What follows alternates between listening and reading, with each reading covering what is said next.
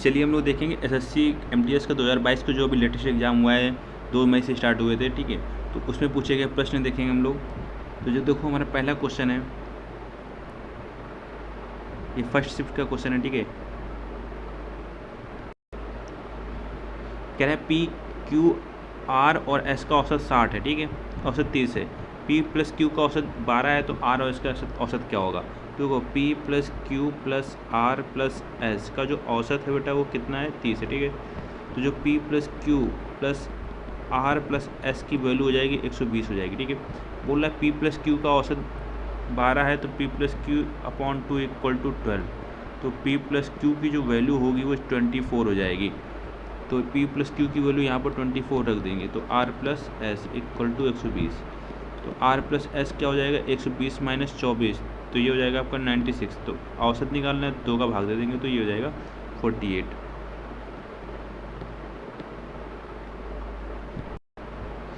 देखो question number second हमारा कह रहा है कि जया ने रेस 14,800 की धनराशि को 8.5% वार्षिक दर पर साधारण ब्याज पर निवेश किया। 6 माह पश्चात अर्जित ब्याज कितना होगा। देखो रहा 14,800 की राशि है, 8.5% पर इन्वेस्ट की जा रही है और 6 माह के लिए। तो 6 माह है तो यहाँ पर अपॉन 100 कर लेंगे और माह को साल में कन्वर्ट कर लेंगे, ठीक है। तो 2 जीरो से 2 जीरो गया और इसको 6 दूनी 12, इसको काटेंगे तो ये हो जाएगा अपना 2 सत्ते 14, 2 चौको 8, तो 74 इंटू 8.5।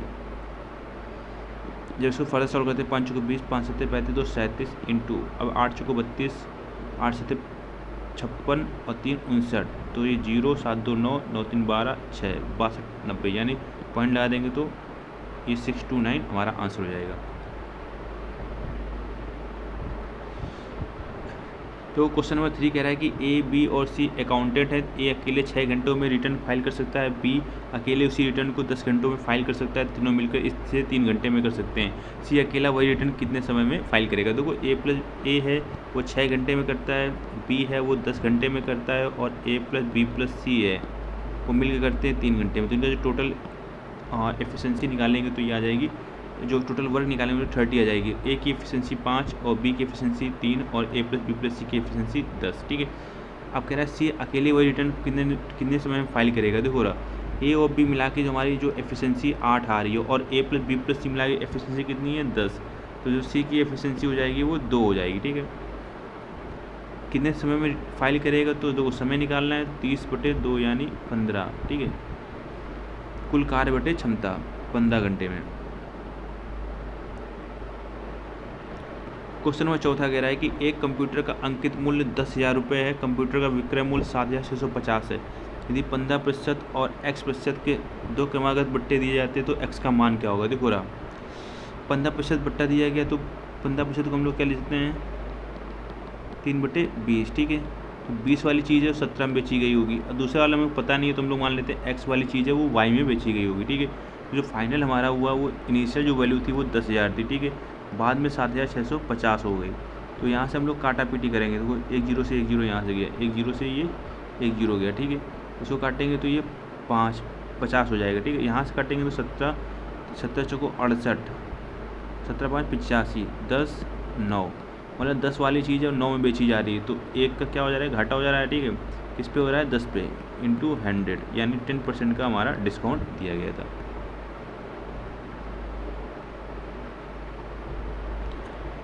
क्वेश्चन नंबर 5 कह रहा है कि ए अपनी आय का 18% बचाता है, उसकी आय में 41% की वृद्धि होती है, फिर भी वह उतनी धनराशि बचा पाता है, तो उसके व्यय में कितने प्रतिशत की वृद्धि हुई, ठीक है।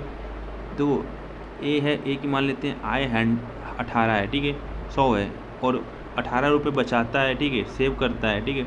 तो उसकी जो एक्सपेंडिचर होगा कितना होगा, वो आपका 82 रुपये होगा।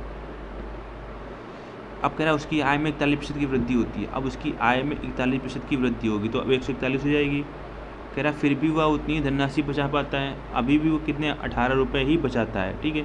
तो अब खर्च कितने करता होगा, तो 141 माइनस 18 यानी 123 रुपये वो खर्च करता होगा, ठीक है। तो कह रहा है कितने की वृद्धि हुई है, तो 82 से 123 हो रहा है, 3 में 2 गया 1, 12 में 8 गया 4, तो 41 की बढ़ोतरी हुई है किससे, 82 से इंटू 100। तो इसको सॉल्व करेंगे तो 41 का 41 गुना 82 सॉल्व करेंगे तो ये 50% हो जाएगा, ठीक है। ऑप्शन नंबर आपका सेकंड करेक्ट हो जाएगा।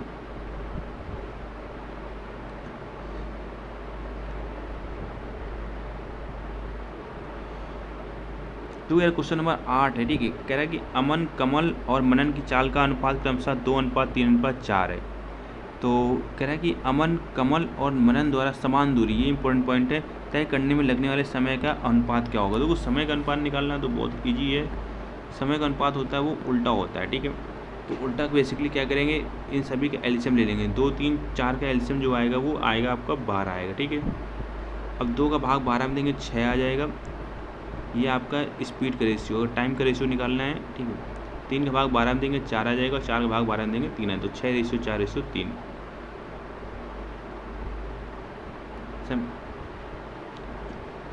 क्वेश्चन नंबर 9 कह रहा है कि एक बस 45 मिनट में 45 किलोमीटर की दूरी तय करती है। इसकी चाल को 20 किलोमीटर पर घंटे से कम कर दिया जाए तो समान दूरी तय करने में से कितना समय लगेगा। तो समझो रहा, 45 किलोमीटर है, वो 45 मिनट में तय करती है, ठीक है। आपको पता है किलोमीटर पर घंटा होता है, ठीक है। इसको घंटे में कन्वर्ट कर लेंगे तो 45 चलाएंगे, तो इसकी जो चाल थी पहले वो 60 किलोमीटर पर आवर थी, अब 20 किलोमीटर पर आवर कम कर दी गई, तो अब कितनी हो जाएगी, 40 हो जाएगी, ठीक है। तो समान दूरी तो अभी 45 है, तो 45 किलोमीटर तय करने में उसको कितना समय लगेगा, ठीक है। इंटू 60 कर देंगे, ठीक है। हमको मिनट में चाहिए, तो 20 दूनी 40, 20 तिया 60, तो 45 लिखा होता है 135/2, 2 छंग 12, 2 दूनी 4.5, 1 मिनट 2 छंग 12, सॉरी 2 सत्ते 14, 67.5 मिनट हमारा आंसर हो जाएगा।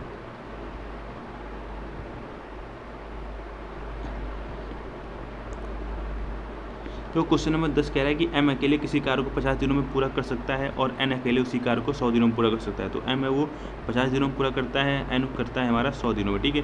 तो यदि वो दोनों साथ मिलकर कार्य करें तो 25 दिनों में कुल कार्य का कितना प्रतिशत पूरा हो जाएगा। देखो 50, 100 का अगर हम लोग एलसीएम लेते हैं तो 100 आएगा, टोटल वर्क हो जाएगा। एम की जो क्षमता आ जाएगी 2 यूनिट और एन की क्षमता 1 यूनिट, ठीक है। अब कह रहा है कि 25 दिनों में कुल कार्य का कितना प्रतिशत होगा, दोनों मिल कर रहे हैं, तो दोनों मिल के एक दिन का काम कितना होगा, 3 यूनिट, तो 25 दिनों का काम कितना हो जाएगा, 75 यूनिट। तो 75 है वो 100 का कितना भाग होगा, ठीक है। तो 75%, 100 × 100, तो हमारा कितना आंसर हो जाएगा, 75%।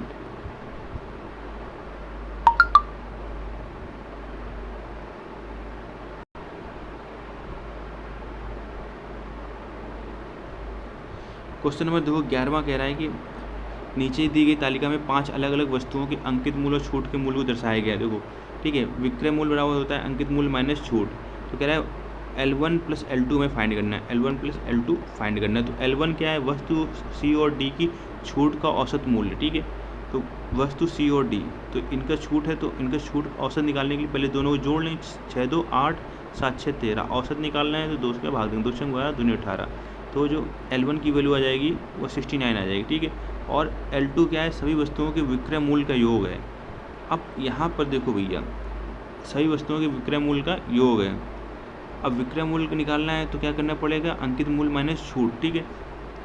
या तो दूसरा तरीका ये है कि सभी का अंकित मूल्य जोड़ लो, सभी का छूट जोड़ लो, फिर घटा दो, ठीक है। तो देखो 0, 5 5 10 5 15 5 20 5 25, 3 2 5 6 11 4 15 7 22 8 30, 3050, ठीक है। टोटल आपको MP आया। अब छूट निकाले 5 6 11 तो 13, और यहाँ 7 1 8 7 15 6 21 7 28 8 36, मतलब 3050 में 363 रुपये की छूट दे रहा है। 10 में 3 गए 7, ठीक है, और 14 में 6 गए 8, 29 में 3 गए 26। तो अब 26 87 इसमें जोड़ दो, 9 7 16, 8 से 14 1 15, 6 1 7, 27 56, तो हमारा ऑप्शन नंबर 3 करेक्ट हो जाएगा। क्वेश्चन नंबर 12 है, कह रहा है किसी घनाभ की लंबाई और चौड़ाई दोनों में 50% की वृद्धि कर दी जाए तो इसकी ऊंचाई में कितने प्रतिशत की कमी करनी होगी ताकि इसका आयतन वही रहे, ठीक है। तो L है, B है और H है, ठीक है। मान लेते हैं पहले लंबाई उसकी 10 थी, ब्रेड्थ भी 10 थी, हाइट भी 10 थी, तो उसका जो वॉल्यूम होगा वो 1000 होगा, ठीक है। अब कह रहा है कि घनाभ की लंबाई और चौड़ाई में दोनों में 50% वृद्धि की जाए। अगर 10 का 50% कितना होगा, 5, तो पहले 10 थी तो कितनी हो जाएगी, 15, पहले 10 थी तो कितनी हो जाएगी, 15। अगर 50% की इंक्रीज किया जा रहा है तो कह रहा है इसकी ऊंचाई में कितने प्रतिशत कमी करनी पड़ेगी। हमको कमी पता नहीं, हम लोग मान लेंगे क्या है, कमी उसकी x होगी, ठीक है। अब आयतन अभी भी हमको क्या रखना है, वही रखना है, 1000 ही रखना है।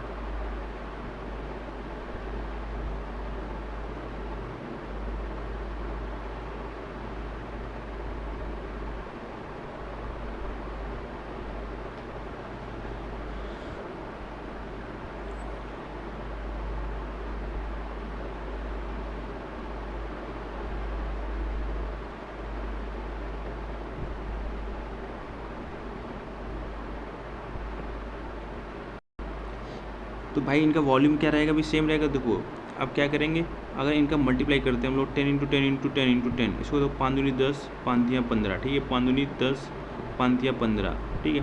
तो ये हो जाएगा 40, 2 दूनी 4 10, और ये हो जाएगा 3 तिकों 9x, तो x इक्वल टू हो जाएगा 40/9, ठीक है।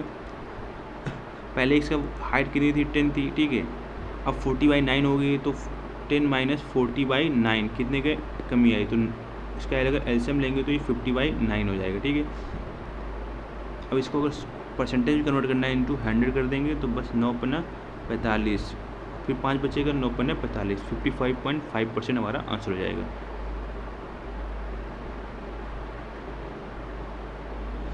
तो क्वेश्चन नंबर 13 देखते हैं। कह रहा है कि एक व्यक्ति को एक स्थान तक पैदल जाने और वहाँ से पैदल वापस आने में 6 घंटे लगते हैं, तो यानी 2p = 6 घंटे, ठीक है। तो यदि वह दोनों ओर गाड़ी से जाता है तो 2 घंटे समय बचा सकता था, ठीक है, ठीक है, हाँ ठीक है। अगर ये दोनों ओर गाड़ी से जाता है तो 2 घंटे समय बचा सकता था। अब दोनों ओर गाड़ी जाता था, यानी 2c जाता तो 2 घंटे बचाता, तो यानी उसको कितना टाइम लगता है, 4 घंटे लगते हैं, ठीक है। तो कह रहा है पूरी यात्रा में तय की गई दूरी 20 मील है। पूरी यात्रा में जो दूरी है वो 20 मील की ट्रेवल करता है, ठीक है। यदि वह पैदल जाता और गाड़ी से वापस आता, अब पैदल जाता तो उसको 3 घंटे लगते हैं, और गाड़ी से वापस आता तो उसको क्या लगते हैं, 2 घंटे लगते हैं। तो कह रहा अब उसको टाइम कितना लगेगा, ठीक है, चाल कितनी निकालनी है। तो टोटल डिस्टेंस कितनी है, 20, और टाइम लग रहा है उसको 5 घंटे का, ठीक है। तो 5 का भाग देंगे तो 4 मील पर घंटा।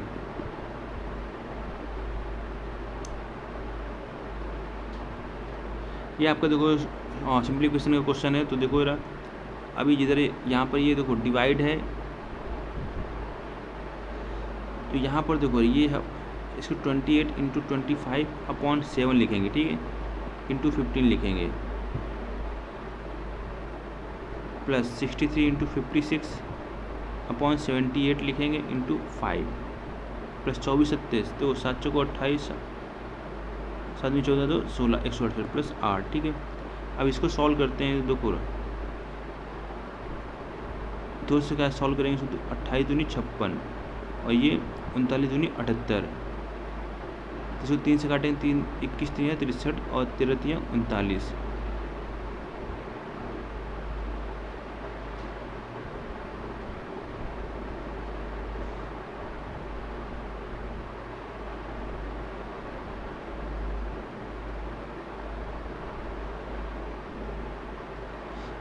एक मिनट, यहाँ 72 था, सॉरी एक जगह एक गलती हो गई, यहाँ पर 72 था। तो ये 63 × 56 डिवाइड बाई 72 है, ठीक है, इंटू 5 है। तो इसको काटेंगे तो 14 चौको 56, 18 चौको 72, फिर से इसको काट देंगे, 2 से 2 सत्ते 14, 2 × 18, इसको काटेंगे 9 सत्ते 63, ठीक है। यहाँ काटेंगे 7 चौको 28, 25 चौको 100, और गुणे 1500, ठीक है, प्लस ये 7 सत्ते 49 गुणे 45, 50 गुणे 5, सॉरी, ठीक है, और ये 168 8 176, और सॉल्व करते हैं तो 1500, 15 45, 5 चौको 20, 4 24, और ये 176, तो 6 5 11, 7 4 11 1 12, 5 1 6 2 8 1 9, 1921 हमारा आंसर हो जाएगा।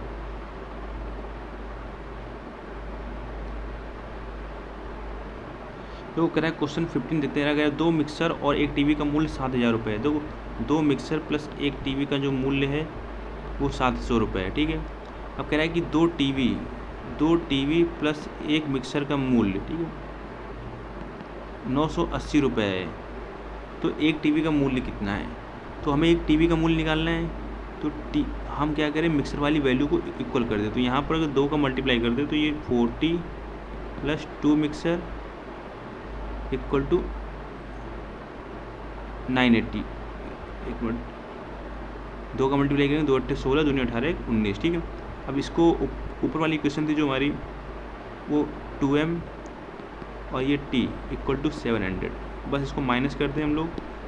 तो 3t इक्वल टू 0 6 19 7 में गया, 19 7 गया 12, सॉल्व करेंगे 3 को 12, 3 6 420, तो t बराबर कितना आ जाएगा 420। क्वेश्चन नंबर 16 है, कह रहा है कि ये आपको दिया हुआ है x रेशियो y निकालना है। देखो सिंपल सा है यार, जब कभी भी इसमें x रेशियो y निकालना होता है, देखो ये 7x अपॉन y लिख लो, ठीक है। इन दोनों को एक बार जोड़ लो, 7 3 10, ठीक है। एक बार घटा लो, 7 3 में 4, तो 2 5 10, 2 3 6। हमसे x रेशियो y पूछा गया है, तो ये 7 इधर चला आएगा, तो ये हो जाएगा 5/21। एक मिनट सॉरी, ये 2 5 10, 2 दूनी 4, तो ये 7 दूनी 14 हो जाएगा, ठीक है। 7 दूनी 14। अभी क्वेश्चन 17 कह रहा है कि दो अभाज्य संख्याओं x और y का महत्तम समापवर्तक क्या होगा। भैया ऐसा कोई भी अभाज्य संख्या होगा, उनका महत्तम समापवर्तक हमेशा 1 होगा, ठीक है, याद रखिएगा। क्वेश्चन नंबर 18 देखो, कह रहा है 16,000 की राशि पर 2 वर्ष के लिए चक्रवृद्धि और साधारण ब्याज के बीच का अंतर 160 रुपये है, वार्षिक ब्याज दर ज्ञात कीजिए। देखो अपने को पता है यार, PR² अपॉन 100 × 100 इक्वल टू 16, एक मिनट 160। अब देखो p की वैल्यू क्या है, 16,000 है, ठीक है। R² upon 100 × 100 equal to 160। तो काटोगे तो यार ये 10 बार चला जाएगा, ठीक है। एक ये 2 0 से 2 0, तो R² इक्वल टू कितना हो जाएगा 100, तो R बराबर कितना हो जाएगा 10%, ठीक है। क्वेश्चन नंबर 19 देखते, कह रहा है कि एक आदमी एक बाइक को एक निश्चित मूल्य पर बेचकर 45% का लाभ अर्जित करता है, ठीक है। यदि वह उस बाइक को दोगुने मूल्य पर बेचता है तो उसका लाभ प्रतिशत ज्ञात कीजिए। देखो 100 रुपये की चीज़ है, ठीक है, वो 145% लाभ अर्जित करता है, मतलब 145 बेचेगा, ठीक है। यदि वह उस बाइक को दोगुने मूल्य पर बेचता है, अगर दोगुने का मतलब क्या हुआ, 145 बेचेगा, दोगुने में बेचेगा 290 में बेचेगा, तो कह रहा है अब उसका लाभ प्रतिशत कितना होगा। तो 100 और 290 के बीच डिफरेंस कितने का, 190, तो 190% का उसको क्या हो जाएगा, प्रॉफिट हो जाएगा।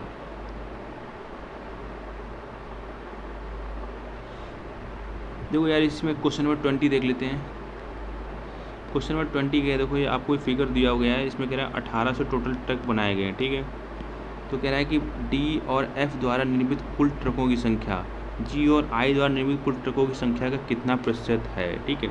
तो D और F द्वारा, D किधर है भैया, ये 150 डिग्री, ठीक है, और F किधर है 46, तो इसको जो सॉल्व करेंगे तो ये 196 डिग्री हो जाएगा, ठीक है। G और I, तो G यहाँ पर है और I यहाँ पर है, तो 67 और 57 है, सॉरी यहाँ लग रहा है, एक मिनट क्लियर है।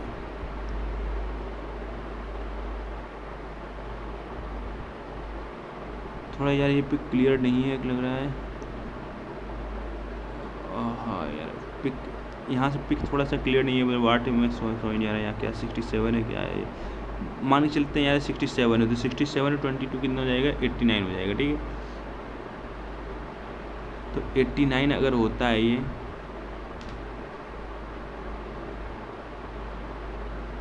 तो कितना प्रतिशत है, ठीक है। 89 का ये कितना प्रतिशत है, तो x इक्वल टू 196 अपॉन 89, तो दोनों 18, 2 8 16, ठीक है। तो 89 का डिवाइड करो 196 में, सॉरी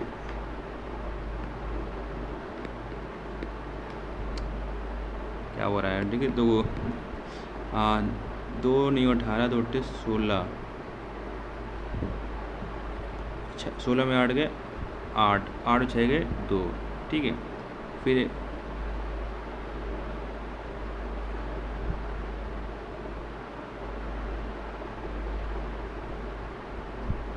अब देखो अपने आप जीरो डाल लो, ठीक है। 8 3 24, 9 तो 3 बार जाएगा, तो 230 के आसपास आपका आंसर आना चाहिए।